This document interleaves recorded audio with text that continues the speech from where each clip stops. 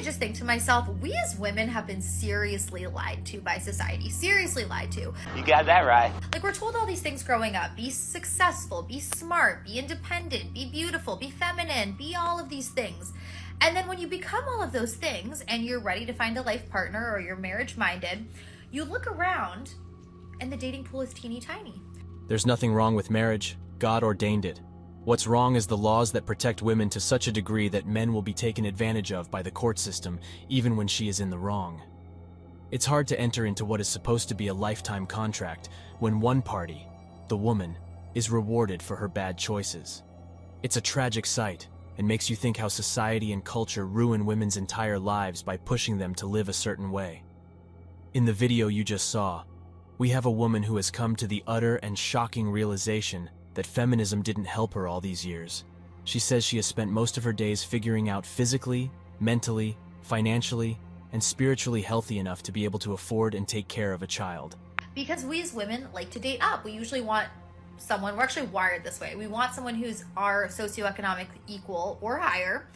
And the men who are equal or higher have a million gazillion options. And guess what? They're in absolutely no effing rush, no rush at all to settle down because they don't have a biological clock. I'm out here living my best life. And actually, a lot of them are afraid of marriage because 70% of divorce is initiated by women. And so it's like handing a chick a loaded gun and hoping that she doesn't pull the trigger and leave with half your wealth and your kids. And so a lot of them are just like not interested in that. And not only has she taken that time, but she has done the math, and it does not work out for her. She has finally realized that she wasted her 20s chasing bad boys and corporate ladders. Now she isn't young enough, as fertile as she was before, or financially stable to undergo another round of IVF treatment because she cannot have a child naturally. She's finally realizing how wrong it was for her to trust feminism, and how wrong it was for her to negate her biological nature, which comes with a natural clock that starts its end at the age of 30. Now, she's in a situation where she just doesn't see any light at the end of the tunnel. She realizes that her influences had been wrong, and that she should have been more mindful instead of blindly following feminist propaganda. She says she's angry at the fact that she had healthy embryos from her ex-husband, but now they're gone too. She's angry at the world for pulling her into a life that has no meaning for her. Not gonna lie, don't tell the feminists, but I would rather stay home and cook and clean. I would rather do it. When I tell you I love to cook and clean, just don't tell the feminists. I love to do it, and I love to do it for a man. That's just what it's about, guys, isn't it? When we tell women to not do something, they go ahead and do it just to prove us wrong. That's why feminism has worked so well on millions of girls. It massages their egos and makes them feel proud of rebelling against men. Realistically, most men would not date older women if they could objectively evaluate them, determine their genuine value, and realize they are getting a bad deal. This explains why men are so often restrained by, and prevented from thinking properly by shame. I want you to know that women simply cannot handle a man who doesn't care about shame and always acts according to his own wishes.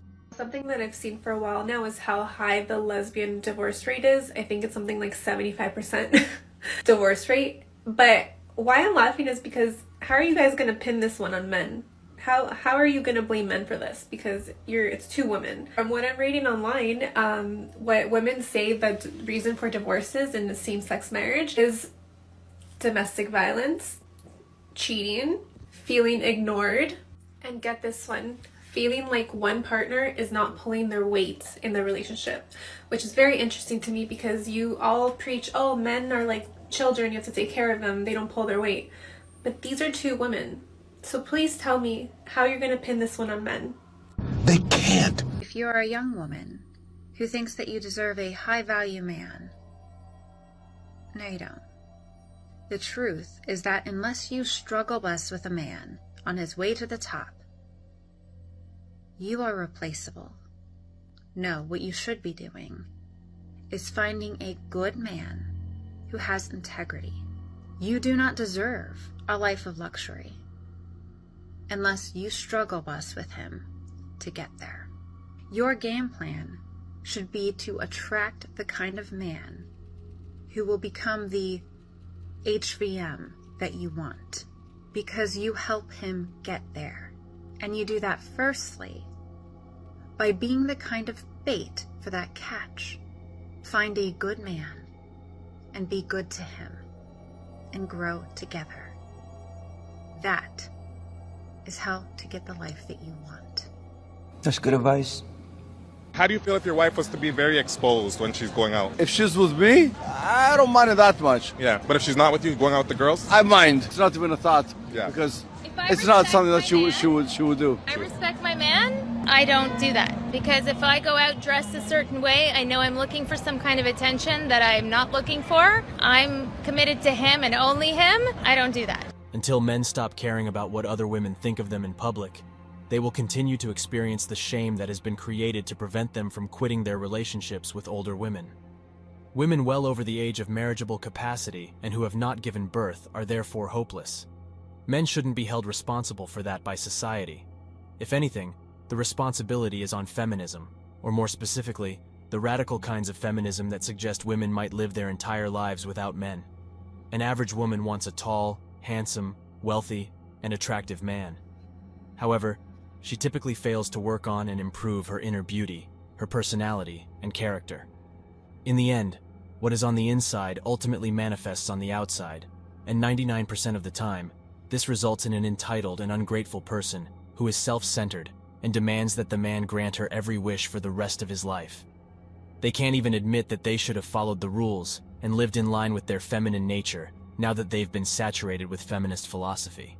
Women overspend, live paycheck to paycheck, and have so much emotional baggage that their ability to attach as a couple is permanently lost. They turn to antidepressants and other legal drugs like alcohol and cigarettes when they are in their mid-30s and early 40s and have trouble finding a man who truly wants them as a mate. However, this does not imply that men pay them no attention. Some males will thirst for any woman out there no matter what sort they are. She becomes more manly the more marriages and children she has. If I had to sum up how the remaining women think, I'd say ideology triumphs over biology. They ridicule guys, demonize them, and treat them with total disdain. Here are a few additional facts in case they still need them. When women have over 10 intimate partners, their desire to get married to a man is little more than a last-ditch effort. Pair bonding is virtually impossible, and research indicates that she probably contains DNA from several guys. And so, as you saw in the video at the beginning, modern women have started to realize that there's more to life than chasing bad boys and corporate ladders. There's more to life than being independent and trying to live life like a man, only to realize that they're going against their nature as nurturers and care providers for families. Guys, I always say this and I'm going to say it again. When you go against nature, you're only going to lose. There's a reason men and women are biologically, psychologically, and physiologically designed the way they are. Let's recognize and embrace that. Interestingly, feminism has strangled women while freeing men. Why? Women are disproportionately represented in undervalued occupations, are familiar with the harsh realities of the job market, and most importantly, find it dreadful to think of growing old. Even though this last statement is quite telling, the majority of women find it difficult to accept it because of their social conditioning. Schools, the media, and the entertainment sector actively urge women to put off getting married and starting a family while concurrently encouraging them to pursue other objectives such as pursuing an education, a career, or even many partners. Today, women want instant happiness, instant wealth, instant this, and instant that. They want perfection in men, while they hardly bring anything to the table, except perhaps their physical selves. The prize for the unhappiest person goes to single, career-oriented women who are roughly 42 years old. They can earn around $500,000 a year, but they're still not content and satisfied with their lives. By the way, this data was taken from a publication dedicated to women. On the other hand, a married man with a decent job and a nice partner is the happiest. Furthermore, according to the same article, a married man aged 39 with one child, a wife who works part-time, and a household income of between $150,000 and $250,000 is the happiest person. The fact that this woman's magazine validates what we already know about leftover women is really telling, even if the story doesn't consider single guys making so much money. Women are unhappier than ever as a result of the struggle for women's liberation, particularly in the personal and financial spheres. Modern women are free to express their opinions on the intimacy revolution, prostitution, and their freedom to be stigma-free. Modern women who chose a profession in school over getting married are obnoxious, intolerable, and poor dating candidates since they are so predictable with their thinking.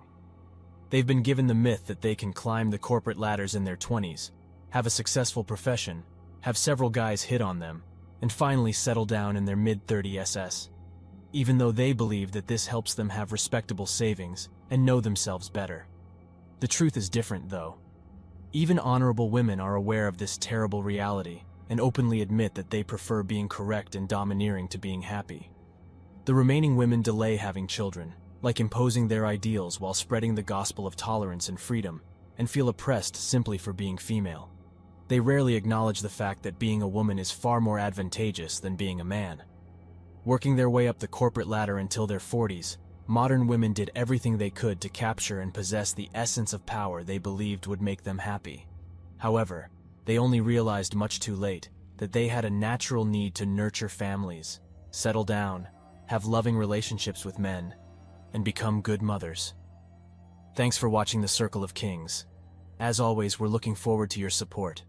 So please hit the like button, share this video with your friends, and subscribe to the channel to stay updated with everything all kings like yourself need to know.